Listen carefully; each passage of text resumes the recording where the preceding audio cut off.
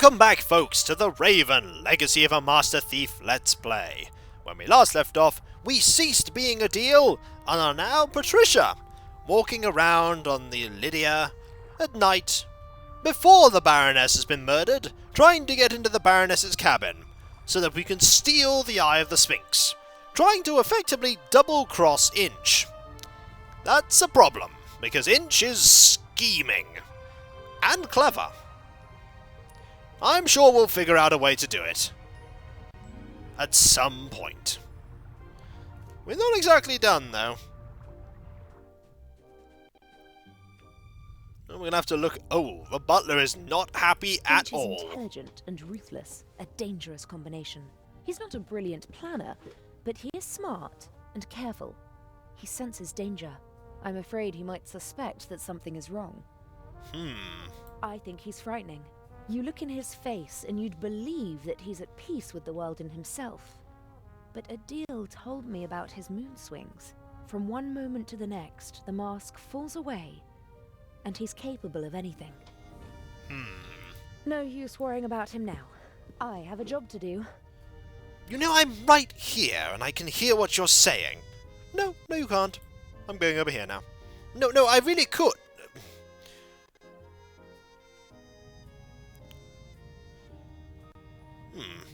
There is Lady Westmacott there. There is also Captain de Conti and the violinist. I'm not an expert, but I think that Mr. Kreutzer really is a very skilled violinist. At least, I liked it, and the captain was certainly smitten. Well, we could talk to them. Hello, how are you? Excuse me, gentlemen. She can't have meant you, Mr. Kreutzer. Why don't you just let me have a conversation with the young lady? I just wanted... Did you count the rings on your fingers, my dear? I think I'm going to stretch my legs. But, Mr. Kreutzer, please stay. You simply must tell me more about your wonderful violin. If you insist. Ooh. Would seem like Westmacott has a bone to pick with Kreutzer. And to be fair, considering what we've learned about Lady Westmacott, that makes sense. There seems to be tension between the violinist and the writer. I'd better not get involved. You will inadvertently get involved. Hello, Lady Westmacott. How are you today? A wonderful concert, wasn't it? I wouldn't have expected you to be a connoisseur of classical music. Because I'm American? Because you're young, and friendly, and radiant. Someone like you doesn't have to know a lot to get along well in life. Interesting. Finding out a new side about Lady Westmacott. Are you easily prejudiced at your age? In my long experience, there's often a core of truth at the center of every prejudice. Prejudice is the reason of fools. Was that written in the book you once read? Oh, I've read many books. Good books. But not my books, you mean to say? You're a writer? Mm-hmm. What can I do for you, Miss... Mayors. We could ask about that. You know, I'm not planning on throwing myself at a man. I'm glad to hear it. You have to work. Earn your own money. Oh, I will. My grades are excellent, and I really want to study acting in New York. None of my books has ever been made into a good film. The stories were twisted, shortened, and simplified, so that even the dimmest fellow could follow them. I want to do theater and travel. I speak 3 languages. That would be 3 more than most people your age can speak. Do what you have to do. But stay away from bad men. She's probably mentioning the violinist there. Is this your first trip on the Lydia? That's quite enough. Life is too short for conversations like this. I do wish that rather delightful Swiss policeman had come along. I heard you had an interesting trip on the train. It was thrilling. I'm hoping for an encore. Perhaps in Cairo. And now we get to the bottom of the stuff with the violinist. Mr. Kreutzer possesses impressive technique, don't you think? He certainly does. His numerous playmates in Austria can tell you more about it than I. You mean Mr. Kreutzer is a womanizer? I'm not talking about cheap skirts. I'm talking about expensive clothes. A man like him needs funds to support his lifestyle. Just go over to him, my dear. Tell the maestro that your family is wealthy. You have everything he's looking for. Money and a pretty face. Hold your tongue. Mr. Kreutzer, Lady Westmacott, please. Or did you have your eye on me, Mr. Kreutzer? Old, yes, but rich. Jezebel. Mr. Kreutzer, Maestro. He's mad. He's mad. Oh dear. That's better. Freeloader. Ooh. Not happy about Kreutzer at all, are you? You and Mr. Kreutzer, you seem to know each other. Not really, but I know his type. Parasites who cling to the rich and famous and suck them dry. The young, misunderstood painter. The innovative writer who writes books that no one wants to read. The musical talent that has to be supported. The ladies and gentlemen of high society let the others use them and call themselves patrons. Another word for fool. Didn't you finance archaeological excavations in the Near East and Egypt? For my husband, and I was there myself. I catalogued items for him, and I didn't show him off like a trophy at cocktail parties. But my son was one of them, the worst kind. The kind that sucks not only the money, but also the life right out of a person. Oh. May I take my leave? You may. Nothing else really to grab in here, but we might go outside and talk to the violinist now. I imagine he's not particularly happy, but then again, doesn't sound like from what we discovered about him he has much to be happy about, really. Yeah, he doesn't look happy at all, and he is nursing a bottle. The bottle he claimed to be drinking on the night of the murder. A handsome man and a talented musician, but he doesn't seem very happy. Let's go talk to him. Hello. Hello, Mr. Kreutzer. Do you want to have a go at me, like the old witch in there? I just wanted to talk to you. Now is not the best time. Oh. I just wanted to tell you that I really loved your music, and that Lady Westmacott did not have the right to speak to you like that. Really? How do you know? You don't know me. Then, did she have the right? No, she didn't. That cynical old witch enjoys exposing the weaknesses of others. Although we all have them. She as well.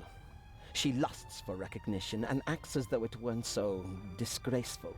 She rejects prizes and awards with snide remarks, but she's angry when others receive them. She needs to know that she's better than others. You seem to know her quite well. I've only met her once or twice, but I know her son and some of her friends. One friend of hers supported me for a long time. No one is brave enough to say it to her face, but everyone hates her. Her or her success?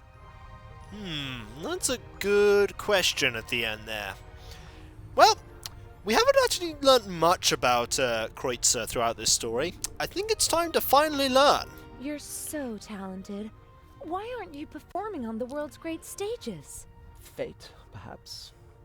Or bad luck. My parents opened every door for me and my sister and expected corresponding careers. Overambitious parents who force their children to play music? No, it wasn't like that. I loved it. I loved to play the violin. They didn't have to force me. I wanted to do it on my own. I thought I would achieve my goals if only I worked hard enough. But it was not to be. Well, what did happen, Kreutzer? What happened? In a more dramatic story, I'd say that I broke my hand just before my big break. Or that I was rejected because of my nationality or my name, or that I was brought down by a conspiracy. But nothing like that ever happened. I practiced like mad. I got better and better. Really good. But nothing happened. The right people never heard me. I was never in the right place at the right time. Can you imagine how it feels to always be on the cusp of a breakthrough? To be just one evening away from becoming an overnight sensation? To see how other, less talented violinists pass you by because you just aren't lucky enough? How terrible. For every star in the limelight, there are a dozen more that burn out unseen, fading month by month. I didn't want to be one of those people who waste their lives chasing dreams without realizing that they're unattainable. If I couldn't have the life that I always dreamt of, and that my family expected from me, then at least I could have the next best life. And I think the next best life is the one that Westmacott was referring to. The next best life? Mansions, limousines, parties. Everything you could wish for. Though none of it belongs to me. The lady called you a freeloader. An ugly word, but maybe not so far from the truth. I move with the rich and famous, and at first glance, I live exactly the life my father always wished for me. A carefree life, easygoing. And I play the violin, which I always loved to do. But it's not really like that. It's empty. My life is just a shell. A show, and everyone knows it. I loved something once, and I burned for it. But now, the violin is just an accessory for practicing my real profession. And your family? How could I ever look them in the eyes? A failed violinist who gave up. What future is there for you, Mr. Kreutzer? What does the future hold for you? Isn't it obvious? My hands are starting to shake from alcohol. What will be left once I lose my good looks? I'll have nothing then. And so I'll put an end to it all. You can't say things like that. With my father's pistol, I always have it with me. It's gone! Fate won't even grant me a quick death. Don't you think you can still make it? No. It's too late now. The real question is, did I give up too quickly back then? I don't know. Thank you for listening. Goodbye, Mr. Kreutzer. Oh dear. I don't want to leave him alone with his dark thoughts, but I don't have time to care for him either. Mr. Kreutzer. Now we know the full story about him. And how he couldn't possibly have committed any kind of murder. Also, with Inch there, we can't really go back to our cabin. Not yet, anyway. Not yet. Let's look around at the bottom, shall we? Let's examine the model ship. Good plan. Very fine handiwork. The model maker even wrote the name of the ship on the tiny life preservers. But the winter garden at the back of the saloon is missing, and the stern deck looks different. It was obviously made before the ship was remodeled. Maybe one of the crew whiled away the long nights at sea building the model. Only someone with a lot of time and a love of the original could build such a thing. Oh, the magazines. What fun. Let's read them all. Several journals and magazines. Ah, this looks pretty interesting. Art and Culture Today.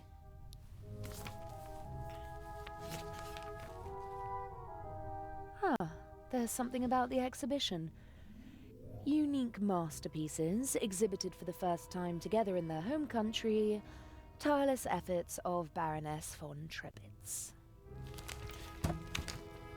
When you said several magazines, there's only one there. No time for reading. I have to find the secret compartment in the Baroness's cabin. I heard that up there, from up here. No, you didn't. Yes, I did. No, you didn't. Didn't I? No. Oh. You sure? The only regular event seems to be the nightly drink in the saloon. Judging from the rest of the entertainment program, it seems necessary. You mean you don't like shuffleboard? No time. We could examine We the daughter's briefly cabin. discussed whether we should try to steal the second eye here on the ship. The lack of escape routes and the 10-centimeter thick door to the safe settled the question. It's only 10 centimeters thick. Legrand is an important part of our plan. He's the one who'll arrest Inch in the end. But there's still a lot to do before that happens. Well, there doesn't seem to be anything else. We could examine the medical center, I guess. There might be something in there, like Dr. Gebhardt. Come in. Hello? He's not going to be happy to see us at all, is he? How can I help you, young lady? Yes, let's ask him if he's the doctor on board. He's going to get really annoyed at that. Are you the ship's doctor? Yes, of course. You see, that's what I thought. Because you've got a uniform and you work in the medical center. Well spotted, young lady. My name is Dr. Gebhardt. How can I help you? I get the feeling that we've distracted him in the middle of something important. Perhaps plotting a murder? What are the other passengers like? Listen, young lady, I do not really have time to chat right now. Today is my first day, and it is going differently than I had expected. You do seem a little stressed. Maybe you should relax. Stress isn't good for you. You're right. If there is nothing else I can help you with. But you weren't really helpful at all. Maybe I'll come back later. Bye now. He's not looking forward to that, is he? Oh, please say we could go back in. It's locked, isn't it? The good doctor seems to be very busy. I shouldn't bother him. Oh, go on. Oh, it's removed the option of even looking. Boo! Just got to keep going in. Annoying him like Druz did with Kelban Blackstaff. But no, not to be. No, the butler is still there. Will they actually let me into my room yet? Oh, I can just go in. That's good. That's good. He has the enviable talent of being able to sleep anywhere, anytime. He once fell asleep on a cable car and only woke up after he'd already gone up the mountain and back down again. Examine the bathroom, I guess. We booked this cabin because it's centrally located. Easy to duck in whenever we need to. Of course, the fact that it's a first-class cabin with a huge bathroom and shower had nothing to do with it. Let's examine the bathroom again. As soon as I've swapped the jewels, I'll treat myself to a hot shower, and then we'll see how the evening progresses. Might take a while. As soon as... Now, there's the suitcase. Our suitcase. Might be useful. Normally I don't carry so many things around, but it would have been suspicious if I'd come aboard with nothing but a rucksack whilst pretending to be the daughter of a wealthy family.